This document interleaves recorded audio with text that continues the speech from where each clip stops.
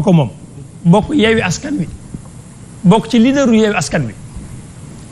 dem élection locale à Kédougou am fa contentieux ak le parti au pouvoir ci ñoom li ñu wax ba mu amoon ay émeutes yu am doole. mujjul dem élection locale mujjul dem élection. parce que nee nañ parti au pouvoir ñoo ko xaj muy Benno Yewwi Askan Wi yor seen stratégie de communication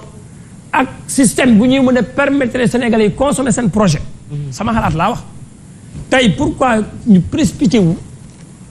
jël capitaine Touré bi nga xam ne ci enquête dañ ko radier enquête boo xam ne aboutiragul à tout moment capitaine Touré mën nañ ko convoquer tribunal comme témoin. da nga bëgg a yóbbu mbir yi ci stratégie politique xam Ibrahima nga lu tax dañ nekk ci réew moo xamante ne tey suñu acteur politique yi jiite réew mi 1 an sur 1 an stratégie ak calcul politique dañ cee fort trop la ñuy calcul politique di ci avancé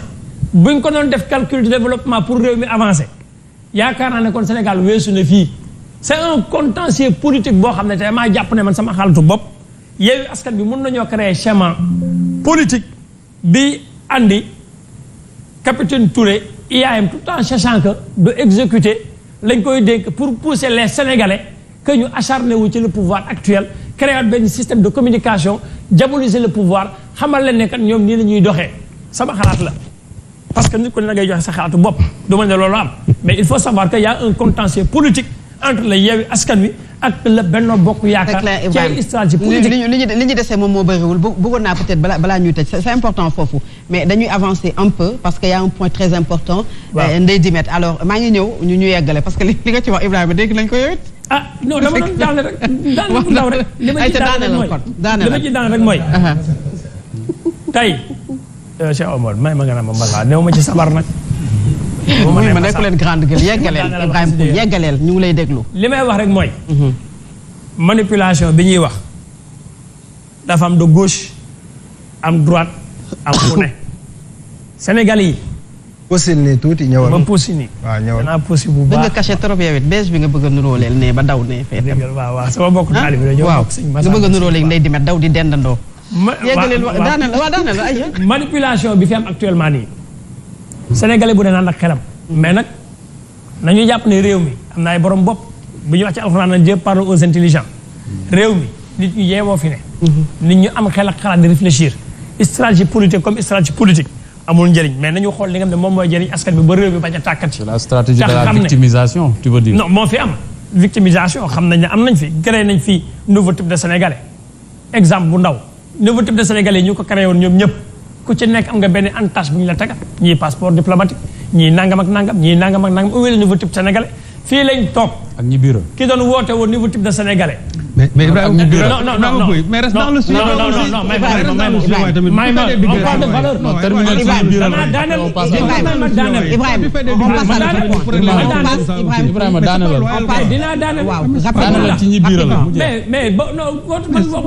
parce que on parle de valeur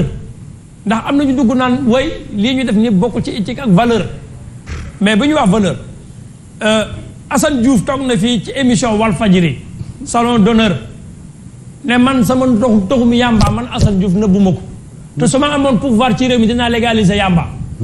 et c'est un conseil municipal de Guédiawaye et j'en passe il faut que les Sénégalais essaient de comprendre le jeu bi nga xam ne moo commencé am actuellement ci manipulation pour mën a détruire li nga xam ne mooy culture ak valeur yi fi ne nañ delloo xel yi xam ne réew mi justice bu fekkente ne wóolu nañ ko dëgg ku ci nekk bu fekkee yeewu nga xam ne nga teg ko ci yoon amoo looy tiit.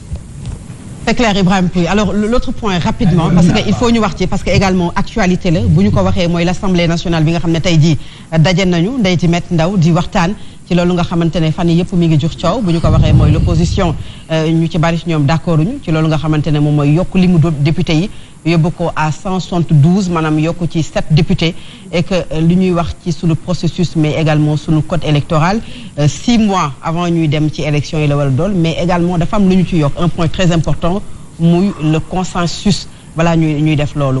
tey gis nañu ne finalement on reste sur les 165 députés yi nga xamante ne moom la ñu amoon ban jàngat nga ci am. waaw jàngat bu bëri te comprendre ma foofu aussi tamit jeu bi nga xam ne opposition bi daf koy jouer parce que projet bi avant mu ñëw assemblée il y a eu des discussions des échanges entre le ministre ak pôle yi nga xamante ne ni ñoom ñoo doon waxtaan ci suuf et on nous signale qu'il y a eu plus de 4 rencontres yoo xam ne acteurs politiques yi ñoom waxtaanoon nañ ba ñu war a yóbbu projet bi Assemblée nationale li jar a laajte tey mooy ñoom classe politique bi et du côté du pouvoir et de l'opposition dafa mel ni kenn bëggul porter le projet de l'augmentation des députés parce que tey ce matin boo dégloo ku ci mel ne Aïda Mbodj ak ñeneen ñu bokk ci opposition bi wax nañu ni peut-être que amul concertation maintenant léegi bu amulee concertation ñi demoon waxtaane ji ñooñu kan lañ fa représenté parce que bu fekkente ni ci opposition bi bokk ci waa Yewwi mën nañu wax ni Aljuma Sow boobu ba léegi moom moo représenté ñi nga xamante ni ñu bokk ci opposition bi ak ñeneen ak ñeneen donc loolu man daf ma poser problème te jàpp naa ne itam ni le pouvoir a voulu couper la poire en deux parce que su fekkente ni affaire yi demee na noonu ñu waxtaan ci suuf ak le ministre de l'Intérieur pendant 4 rencontres ñu war a ñëw Assemblée nationale comme ni ñu ko waxee parce que code bi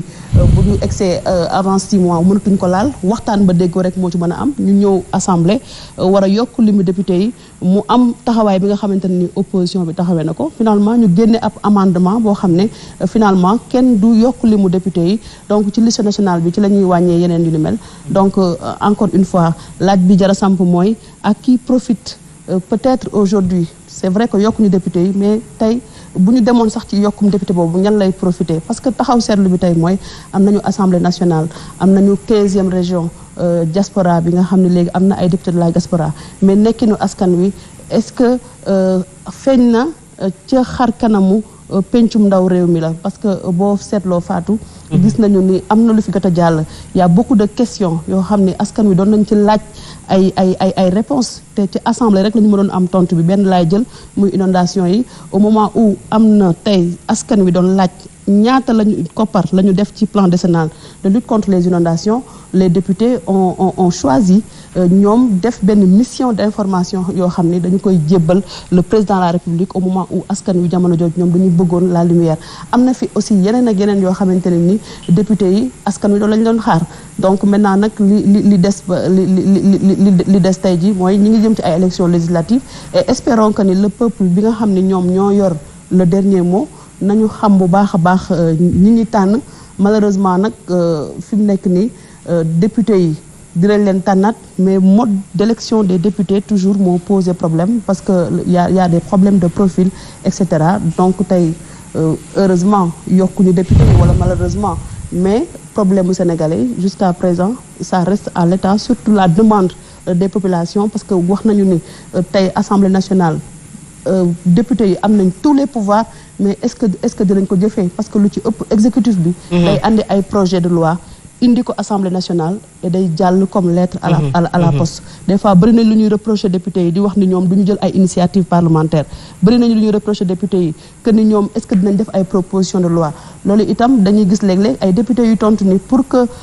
une loi soit faisable il faut d'abord ñu xool est-ce que loi boobu noonu mën na nekk et cetera et cetera donc autant de questions yoo xam ni tey Assemblée nationale askan wi ñu ngi ciy posé te jàpp naa ne nag wax dëgg yàlla bu ñu élire législature bu bees bi nii war nañu gën a mën a soppi doxalin te gisuma député yi lan moo leen tënk pour ñu mën def seen liggéey bi xaar si ñoom c'est clair Ndeye Dimet alors Serigne Saliou c'est le protocole de 2001 ñenn ñi jàppee ko le protocole de Dakar protocole de la CEDEAO bi wax ne à 6 mois des élections on ne touche pas ci li nga xamante ne moo ñeel code électoral bi mais également sànq maa ngi koy wax dafa war a am consensus est-ce que tey opposition bi jàpp ne dañuy def le saucissonnage pouvoir bi loolu la bëgg a def ci yenn gox yi nga xamante ne moom mooy gox yu mag yi nga xamante ne dañu choisir pour yokk fa ay députés est-ce que am nañu raison ba taxoon na mu indi discussion ba mu jóge pouvoir bi dellu ginnaaw ci cette idée bi nga xamante ne mooy yokk limu députés yi. Bon, je voudrais simplement dire à Dimet que parce que Dimet a posé une question à qui profite l'augmentation du nombre de députés. ñi nga xam ne ñoo def proposition bi muy l'exécutif je crois que ñooñu jàpp nañ ne peut-être que loolu ñoom seen avantage la mais le jour où je crois Yewwi Askan bi jour bi ñuy teg seen réseau boobu le réseau des élus locaux du Sénégal mooy le réel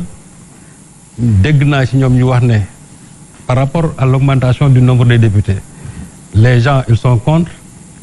léegi li ñu war a def kay mooy su fekkente ne on a tenu en compte l'élection de Keur Massar en département et que foofu war na am ay députés mais il faut procéder à des réajustements et que ils ont même parlé de la 15e région que en réalité que députés yi nga xam ñoo nekk dans la 15e région xam nga jusqu'à aujourd'hui on n'a même pas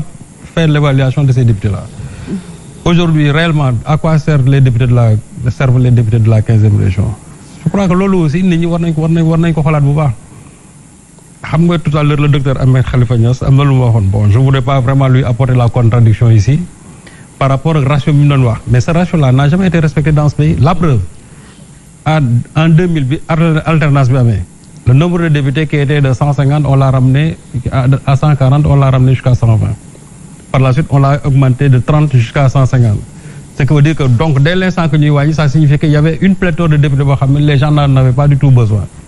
Aujourd'hui je crois que Sénégal on ne fonctionne même pas sur la base d'une certaine rationalité concernant le nombre de députés. On augmente même quand les députés de la diaspora bi ñu leen fi installé l'exécutif dafa forcer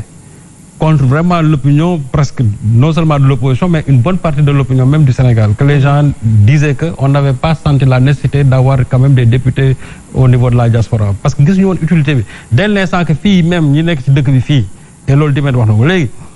le problème des députés de ce pays-là le mode d'élection fait de sorte que tey député Sénégal ci boppam amul lu ñu njariñ parce que ce sont des députés du président ce sont des députés des chefs de parti. Je crois que là le malheur mooy bi ñuy def assise